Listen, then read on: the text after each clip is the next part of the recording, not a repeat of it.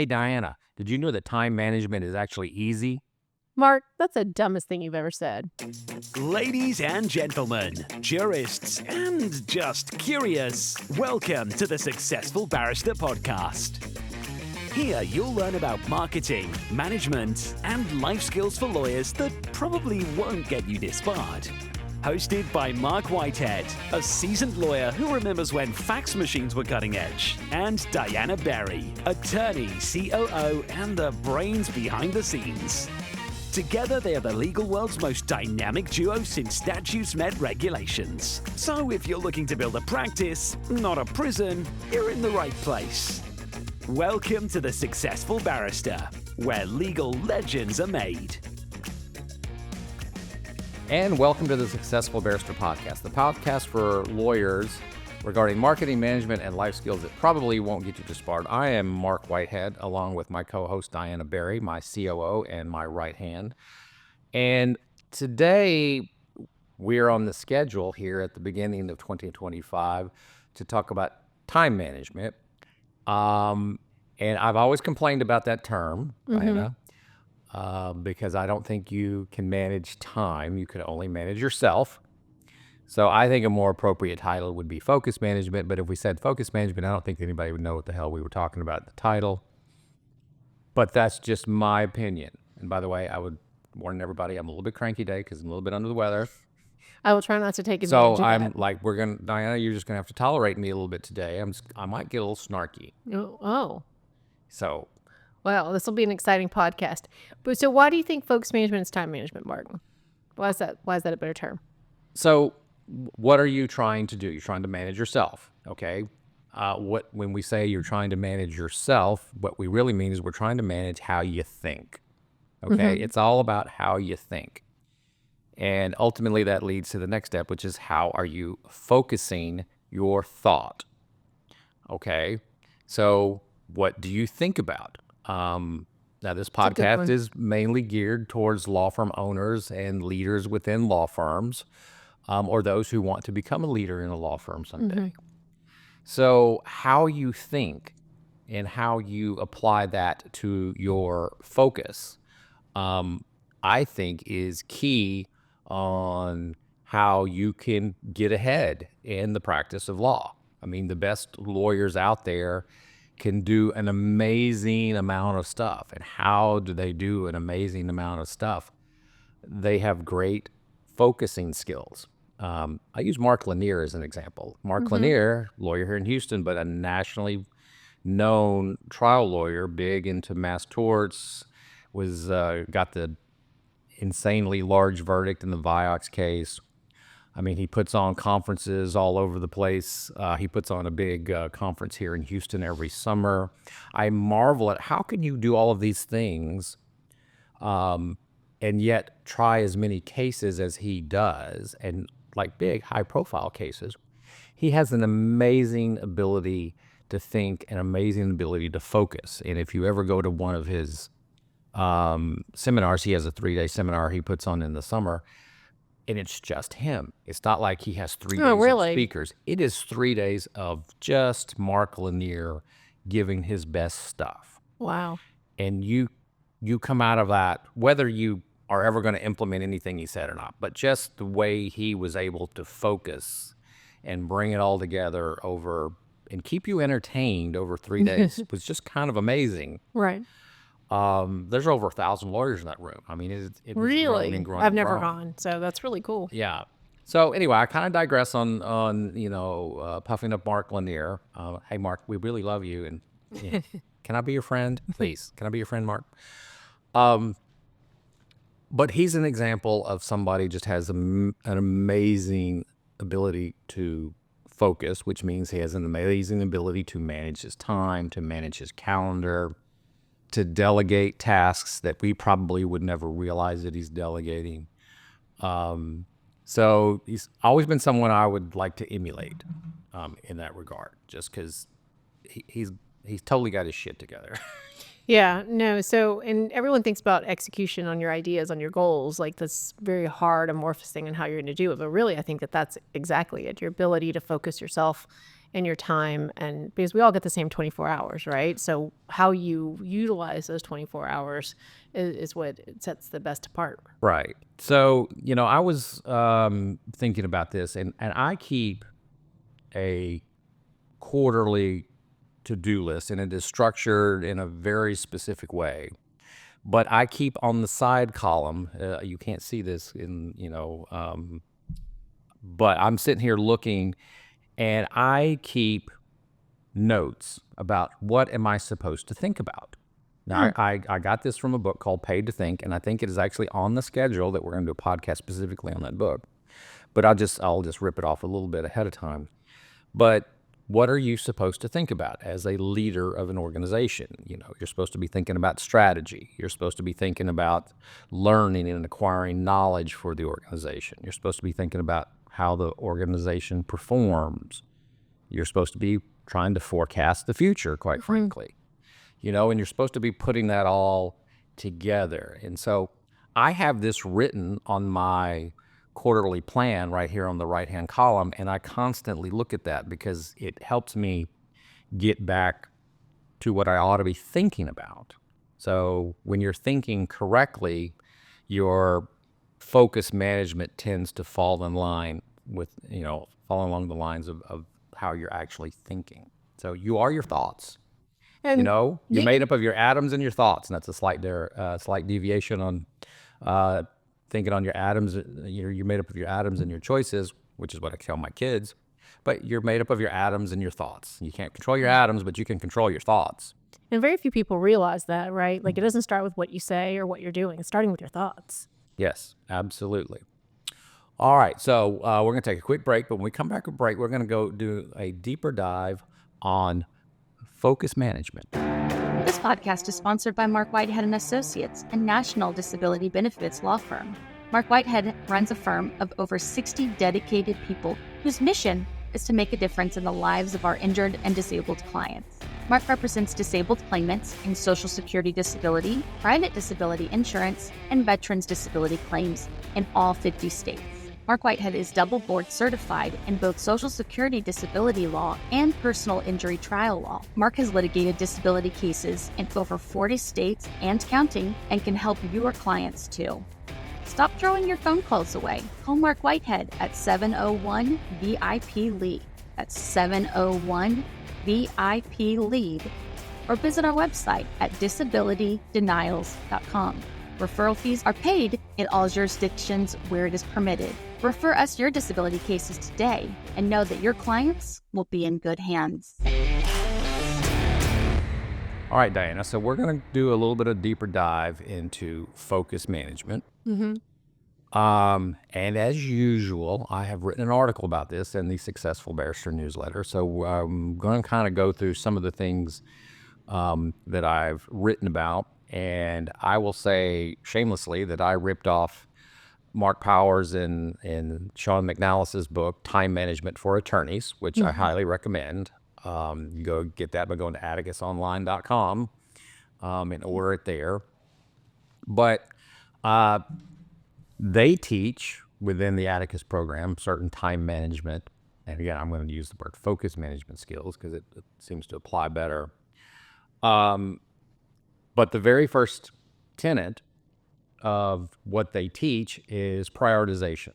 In other words, you have to prioritize what you need to do. In other words, what function within your job, within your organization, really moves the needle. What's your highest and best use? What's your highest and best use of your time? And that's the problem with a lot of lawyers, is we will get caught into the minutia of dealing with the trivial because it seems to be urgent, but it's not really important. For a leader of a law firm, particularly a leader that's actually practicing law, handling a caseload, what is the highest and best use of that attorney's time? I would argue that the highest and best use of their time is, number one, strategizing on how to promote their client's best interest. In other words, so if you're a litigator, say you're working on a PI file, taking the time to think about the file in front of you and what you need to do to develop that case, to get the best result for your case. Just taking time to think, before you do anything, just think about it for a minute. Maybe think in conjunction with your client. Maybe have a conversation with your client where you can learn about the details of the case that may not be readily apparent by just, reading the file. But take time to think and plan your next course of action. Yeah, so I think that it's contrary to what most people think, that the lawyer's highest and best use is to draft motions and to appear in court and all of these things. But you're saying that actually the highest and best use is the real thing that moves the needle is thinking. Just thinking. Strategizing. Taking time to think, taking time to strategize, taking time to come up, and lay out a plan, okay? You don't have to execute on every element of the plan. You just need to think of the plan. Maybe you have an associate that can go take some depositions, or maybe you have a paralegal that can draft your discovery, or answer your discovery, or at least get it most of the way down the road. God help you if you're drafting depot notices or that sort of minutia, which goes to the next step. Once you make the plan, you need to be able to delegate parts of that plan that don't require your effort to make them happen. Or use technology. I was just thinking about some of your examples. Now they have technology like AI to summarize your depots for you in like 30 seconds. And I think that's utilization of technology can really buy you back time. No lawyer should ever summarize a deposition ever again in their life, ever. Technology makes it really easy. It's a done deal. It's a done deal. And then, of course, EOS has that delegate and elevate tool. Lots of tools out there, whether you use the Eisenhower matrix, that makes it real easy to figure out what am I doing that I should not be doing. I really shouldn't admit this to you, but I order, you probably know this, but you probably haven't actually thought about it. I order lunches for our level 10 meetings. Like I actually push the buttons and enter the credit card. Sometimes I'll even go get the lunches, which I now look as my little 10-minute break, like my mental health break. It's a good clarity break for me in the middle of the day. But I don't think that's the highest and best use of my time. So over the last quarter, I've actually started writing things down that in 25, I'm going to delegate to certain people, and ordering lunches is will hopefully no longer be on my list. Yeah. So the other things that are important, I think, for a law firm leader, in addition to actually doing the strategizing on your client's cases, is you need to spend time marketing your firm. It doesn't matter how great of a lawyer you are if you don't have cases to work on, and good cases to work on, it's kind of all for naught. And the flip to that is you also have to be able to manage the firm. In my firm, since I don't actually carry a caseload, I call it the 3 M's. My job is to market the firm, to manage the firm, and to mentor my lawyers. But if I was an actual practicing attorney that actually handled a caseload, to be managing the firm, marketing the firm, and then strategizing on my individual cases. Those would be the highest and best use of my time as a leader in the firm. Anything that falls outside of those 3 or 4 areas, you have to look at real hard. That's really probably something that somebody else should be doing, in a strong, well-run organization. Well, that, or you're letting the whirlwind prioritize or you're not focused. Back to the whole point of the podcast. You're clearly not focused because you're probably letting the whirlwind, things like ordering lunches, rather than executing on your vision, in my case, take priority. So, all right. So the first element there was prioritization. I kind of think we beat that horse to death. But all right. So the second one is, once you figure out what your priorities are, then it's about setting the goals. What are the goals that you're trying to accomplish? Some goals are long-term goals. Some goals are more daily goals. Sometimes, you have your daily task list. What's important that day, what moves the needle that day. But I like to do goal setting, broken down in reverse engineer it. So we've talked about this in the past, but we have the firm's larger 5-year goals. And then we break that down into a shorter period of time, either 3 or maybe, I think more practically speaking, based on the 5-year goal. Then we kind of look back and say, all right, what are our 1-year goals? Where would we like to be in 1 year? Okay. And then from there, we start breaking that down every quarter. What are our quarterly goals, our 90-day goals? And then from there, we reverse engineer that every week. I start my week. Look at what are my goals this quarter? All right. Now, so to further the goals of the quarter, what do I do this week in furtherance of that? I make a weekly plan. I use a little red planner called My Great Life that Atticus gives us. They give us one a quarter. You have your own planner that you have a different one that you like better. Yep. But whatever works for you. But it makes it, if you follow the plan, it makes you make your top 10 weekly goals. What do you want to accomplish this week? And then you just break it down. All right, Monday, here's my schedule.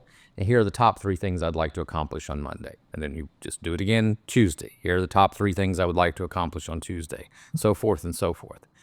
And you just break it down and break your goals down that way. And that's how the magic happens. What is it about your planner that you like that you don't like the planner that I use? I know that you just felt the Atticus planner just didn't suit you right. First of all, Steve Riley and Mark House, we love the Atticus planner here, but I do think it's very similar, actually. it didn't resonate with me the same way that this one did. It still has its top 3 priorities. There's a cash flow portion, like expected cash flow that I think it's geared more towards the law firm owner, whereas my planner is really just meant for what I would call a doer, so it allows me to still structure out my weekly goals, which obviously we talked about the importance of that. It's got a quarterly planning section at the beginning. It's still quarterly snippets the same way yours is. I still have my big 3, and I still have the, recap at the end of the week, kind of looking at what worked, what didn't. There's a lot of similarities because focus management, there's not much new to it. You're just kind of wrapping it up. Mine's prettier, I will say that. It is very pretty. It's kind of girly, flowery looking a little bit. I don't know about all that. I try not to make it too girly, flowery. Not that there's anything wrong with that. I think it looks very professional. It's the full focus planner for anyone else who's wondering, but I like it a lot.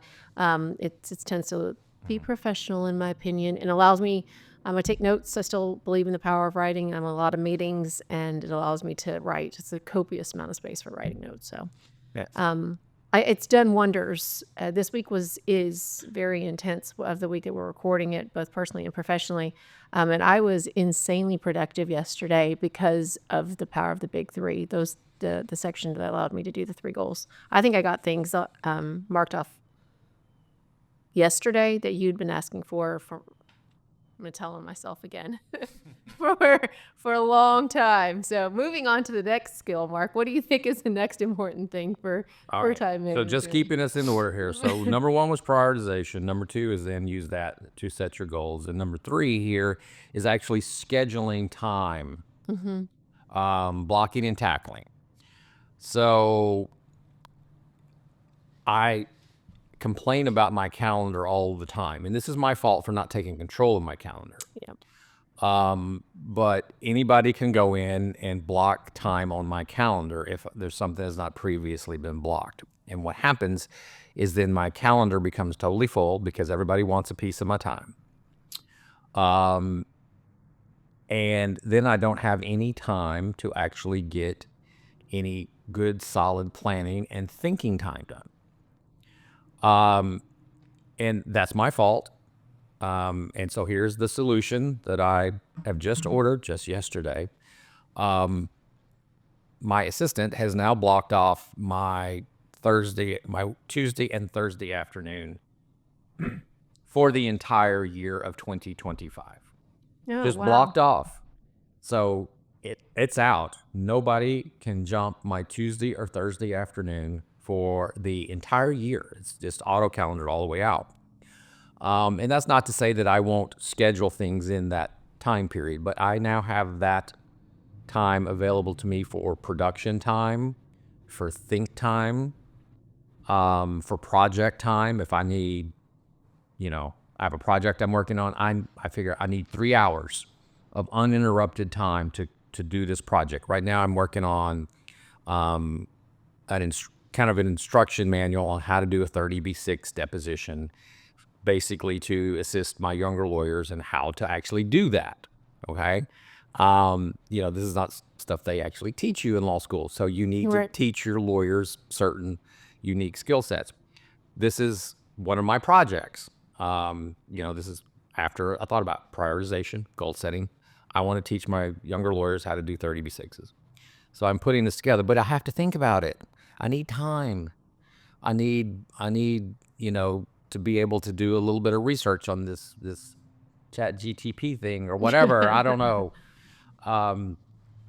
But I can never get to the project because I didn't block the time out. So this year, this is my 2025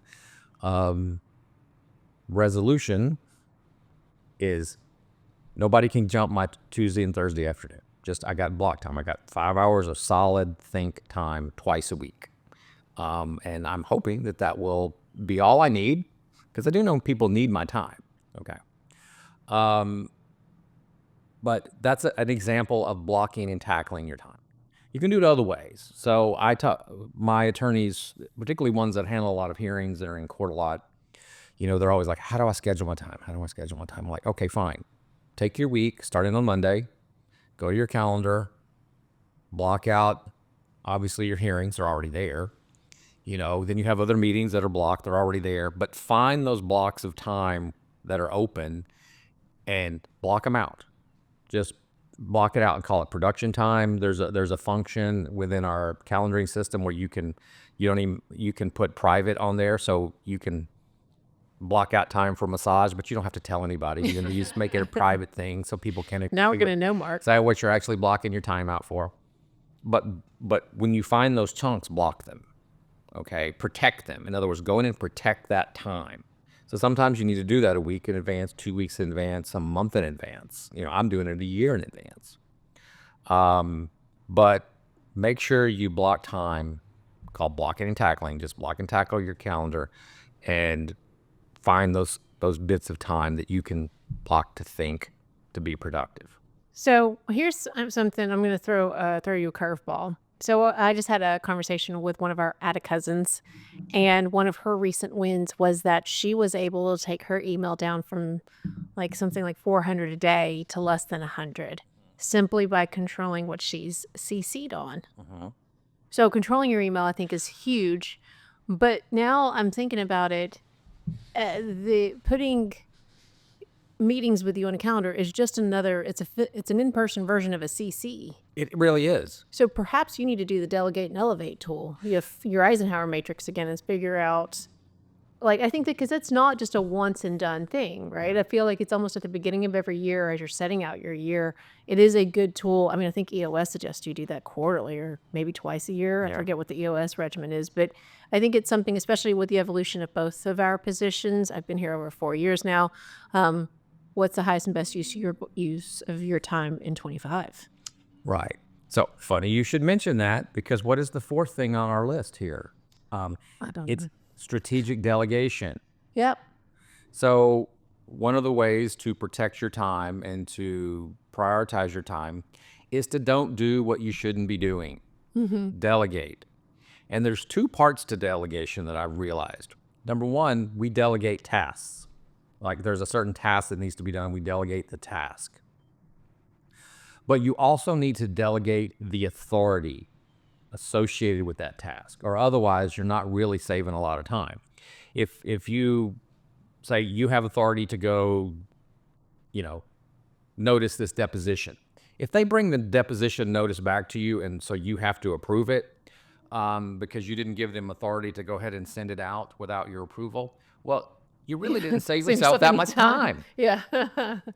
What does it matter? It's a depo notice is a depo notice. Once you get it done, it's done. So not only do you have to give them the task, you have to give them the authority to execute and finalize the task. If you keep bringing things back, I need to see it before it goes out.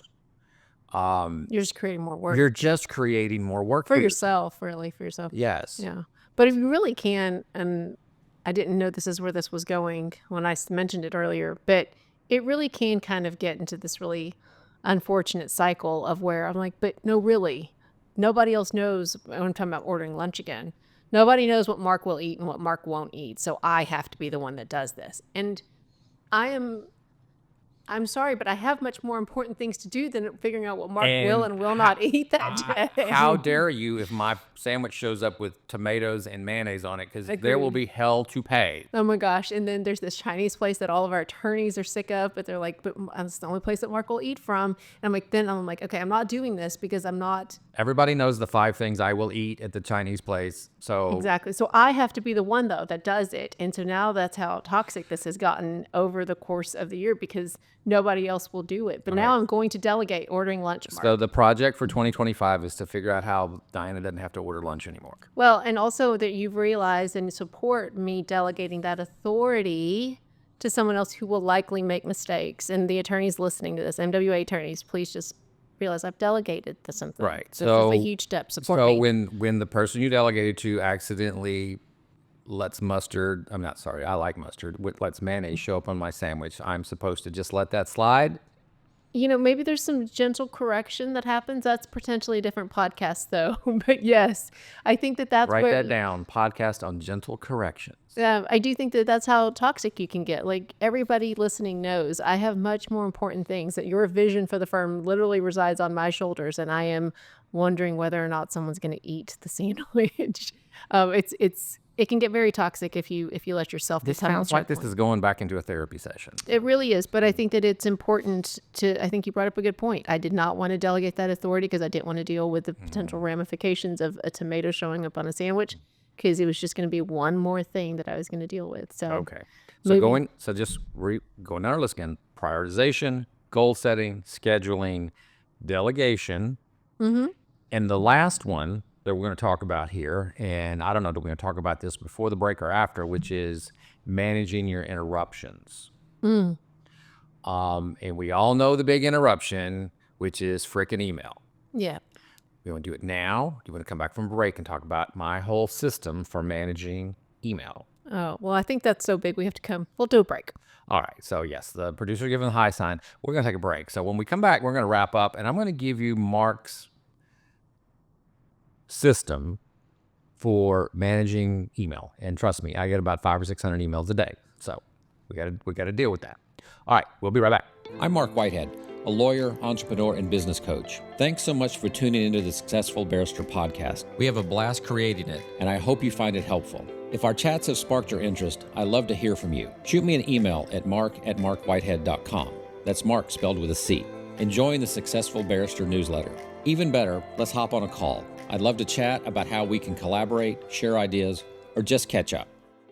All right, so the last topic that we're going to talk about here on focus management is managing your interruptions, okay? So the big one is email. I'm going to save that sort of for the end. But the typical interruptions that you're going to see throughout the day are, hey, Mark, you got a second? Just people just literally walk in your office, hey, Mark, you got a second, okay? So how I control that is I shut my door, or I leave my door open. If I leave my door open, you can walk in and say, hey, Mark, you got a second? But I have to think about this. I can't just let it happen. I have to think specifically, this is a door shut hour, or this is a door open, usually half hour. And people get to know that, but you have to enforce it. So when you get people that open your door and say, hey, Mark, do you got a second? I generally will, unless it looks like, they're crying or something drastic's going on, I will shut them down. And I'm like, no, I do not have a second. And I'll tell them when to come back. Basically I'm making an appointment for them to come see me. Hey, and it might not be long. It might need, hey, come back in a half hour. Or give me 10 minutes, or I need to finish up this. I'll come find you. That's my favorite. If you're interrupting me, how about this? I'll come find you and interrupt you. Okay. So manage those interruptions. The trivial tasks that sometimes you have to do that really aren't your priorities, but you eventually have to, well, schedule those. Schedule a non-priority time, like maybe Friday after lunch when nobody wants to be here anyway, that's the time I schedule to do maybe some trivial tasks that are really just aren't really important, but my energy level is already going to be low then anyway, so we might as well just use that waste time to just knock out some crap. Okay. But schedule it, that's part of it is you need to learn your peak production time. My peak production time is kind of late morning up to about lunch. And then after lunch I'm typically in that post-lunch coma, but then I will perk up about 2:00 in the afternoon. That's when the afternoon coffee kicks in. And I got another couple of hours from like 2 to 4 is another peak production time. I've learned this about myself, and then I start petering off about 4:00. So you need to understand when are your peak production times and schedule your highest and best use items then. I know a lot of people are morning people. Their peak production time is like 6 or 7 o'clock in the morning. I'm sleeping at 6 or 7 o'clock in the morning. I am not a morning person, but you just need to know that about yourself and figure that out. Yeah, so one of the best things I think that you ever did for me, it's probably within the first 6 months towards the 6th month probably of my tenure here, and you said, stop parachuting.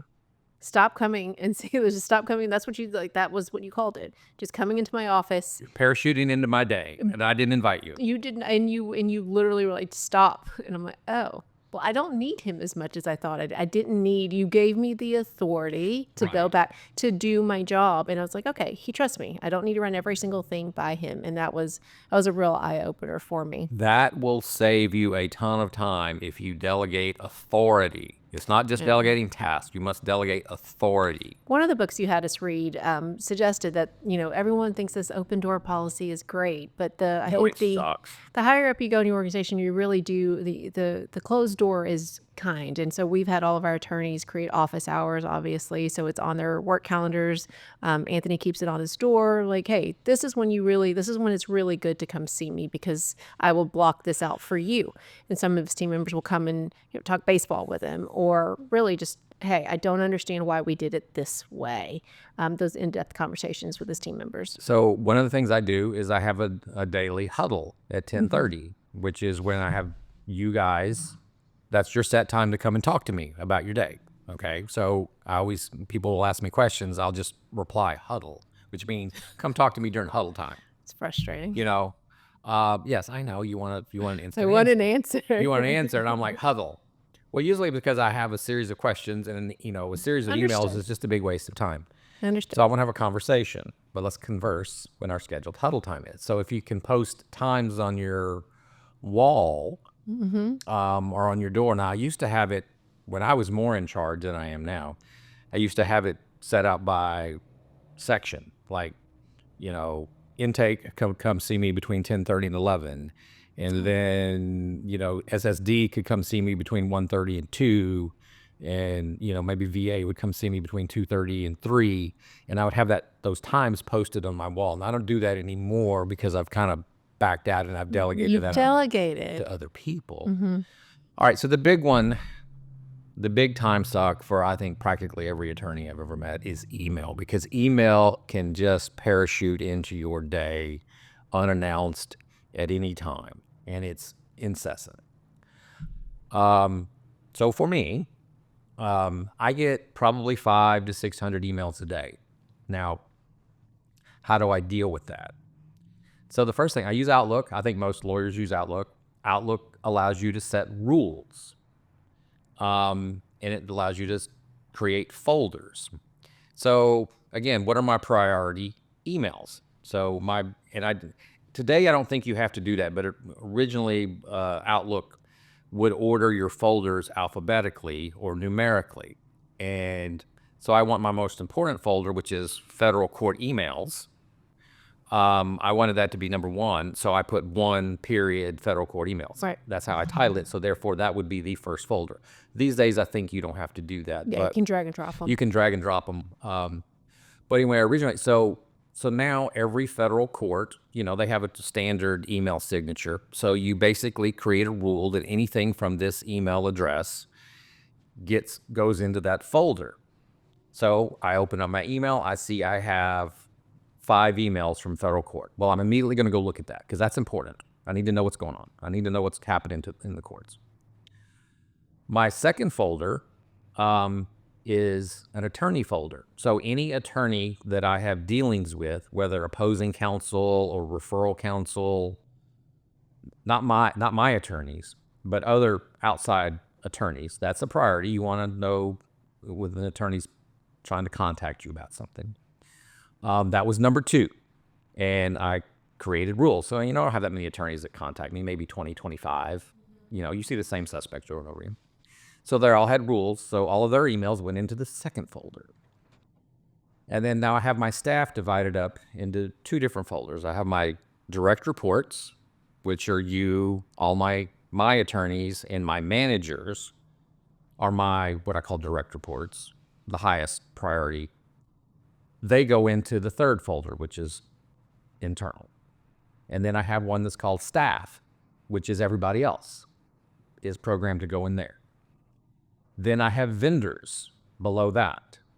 Then I have organizations that I belong to, like AAJ and HTLA and TTLA. They go there. Then below that, I have listservs. Now this is where I've seen people really bog down. Listservs are very, very valuable. Very. You can talk to a group of people about a thing. I'm on the PILMA listserv. I'm on the PILMA Mastermind listserv. I'm on the TTLA listserv. I'm on the HTLA listserv. I'm on the AAJ listserv. These are very valuable things, but you can't let those go into your inbox. They will just bog you down beyond belief. And then you'll just get sucked into the conversation. So all of those are programmed to go into their own various folders. And each listserv has its own folder. I don't put all the same listservs in the same folders because then they would get kind of mushy. But this is how I manage 500 emails a day, is the folder system. And there's other folders in there. I'm not going to go into every one of them, but I have a personal folder.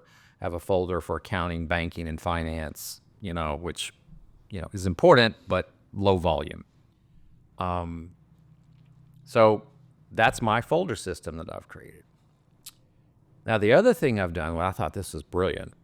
I told this to Jim Adler, and Jim implemented it. He thought it was the most brilliant thing ever done, is you have to be militant about unsubscribing to the bullshit that gets in your email, the unsolicited, spammy emails that don't get caught by your spam filter. And they may very well be by a vendor that you've used in the past, so you probably didn't realize it, but you gave them permission to send your information to somewhere. Record companies, medical record companies constantly are emailing me. All kind of vendors that, You get a lot of mass torts. all this kind of stuff that I don't want. The problem is to unsubscribe, you probably have to hit 5 or 6 buttons. They make it hard to unsubscribe. And it's easier to delete them. But the problem is if you just delete them, they just keep coming back. It's like a fungus. They just keep coming back. So I've created an unsubscribe folder. So as opposed to deleting unwanted emails, I drag them, which is a quick, simple thing to do. And you can drag them in bulk if there's coming in, hot and heavy. I drag them to the unsubscribe folder. And I have an assistant whose job is to go in and actually do the unsubscribe for me. Do those 2 or 3 or 4 keystrokes that I'm too lazy to do. It's a brilliant system. And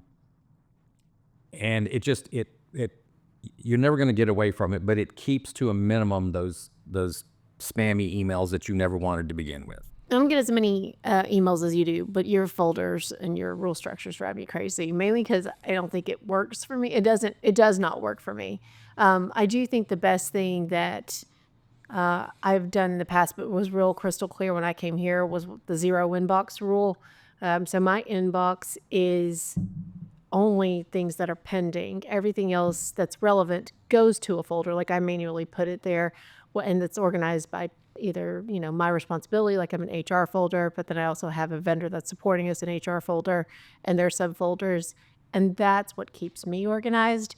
But the 0 inbox was huge for me. I don't understand how people have 10,000 emails in their inbox. I'm like, how do you know what's important? Right. So here's And I'm not judging the people that do, but yeah.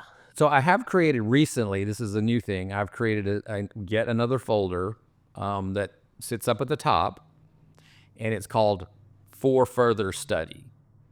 So I do get emails that I want to look at a little closer, and a lot of times it's from vendors making an offer, and I'm like, well, that's sort of interesting. I want to study that a little further, but I don't want to leave it in my inbox, which is the default, is that if you want to look at something, you leave it in your inbox. Well, then you just get more and more in your inbox.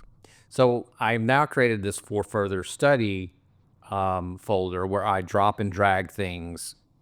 And the idea would be that, during downtime, I will then go back and look at that, and then decide whether I really am interested in this offer or not from this email. Now, I will say that what happens is typically I can go 2 or 3 or 4 weeks Without looking at your For Further Study. And that's okay. That's my choice. But what I don't want to do is I don't want to keep that in the inbox. Yeah. Now you can just flag it and go back later and look at stuff that you flagged. But I for some reason, That one doesn't work for me. Doesn't really work for me. Yeah. So. But what you're doing, and it's to go back to the top and kind of close this podcast out, is you're creating a priority system. Yes. Right. So you're just saying that everything in my inbox is now here or in this For Further Study is here on purpose, and it's maybe one day be a priority, and that's what's going to help me with my focus. Right. It basically prioritizes the emails and helps you get rid of the stuff that never should have been there to begin with. Now, I will say this, again, managing your interruptions. I have turned off the notice, the little pinging noise when I get an email, so I don't let that control me. So I look at my email only at specific times. I will look at my email probably the second thing I do. The first thing I do is I try to make my plan for the day when I come in. I try to get my folder out or my planner out and try to make the plan for the day. So then I will look at my email real quick. Now, I probably looked at my email over morning coffee while my kid's getting dressed, because that's one of my routines is I get ready, and then now I'm waiting for half an hour because my kid is, getting my kid out the door is a pain in the ass. So I have like a half hour. So usually I'm sitting there drinking my coffee, waiting on my kid, and I will do a quick run through of the morning email and get rid of a lot of stuff. But in that 40-minute commute that I have, which is in prime email time, by the time I get to the office, I'll probably have 10 or 12 more emails. Right. But I don't look at it until I make my plan. And then I'll look at the emails and done. I try not to look at the email again until lunchtime. At least I don't look at the inbox. Now, if I see staff coming in on the staff email, or if I see the court, or if I see other attorneys coming in, because I can see that sitting over there at the corner of my eye, I might dig in and look at that real quick. But I try not to look at the inbox, because the inbox is typically the random crap. I try not to look at that again. This also explains why you never reply to my email. No, that is not true. Why you rarely or will not immediately reply So to my your emails always require thought. Thank you. So you're welcome. I need some time to think about before I reply to your email. Well, I'll try to keep it important. So, Right. This has been really good, I think, especially at the beginning of 25, to really making sure that we're setting the year off right with focus or time management. Just focus management. Focus management. So thank you for these skills, Mark. Well, I do my best. So that I think would make a great podcast, though. The book Paid to Think. I think we're going to put that on the schedule, because what do you need to be thinking about? So how do you know what to focus on if you don't think about what you need to do? So anyway, thanks. A brilliant book. With that, I'm getting the high sign that we got to get the hell out of here. I want to thank everybody for listening to the Successful Barrister Podcast, where legal legends are made. I'm Mark. And I'm Diana. And together with a dynamic duo of law. So remember to rate and review us wherever you get your podcast. And if you've enjoyed this podcast, tell your friends, spread the word so we can grow our audience. And come visit us at successfulbarrister.com. And remember, sign up for our mail newsletter, again, at successfulbarrister.com. And be sure to visit our sponsor, Marc Whitehead and Associates, a national disability law firm, at disabilitydenials.com. And with that, we're out of here. Bye.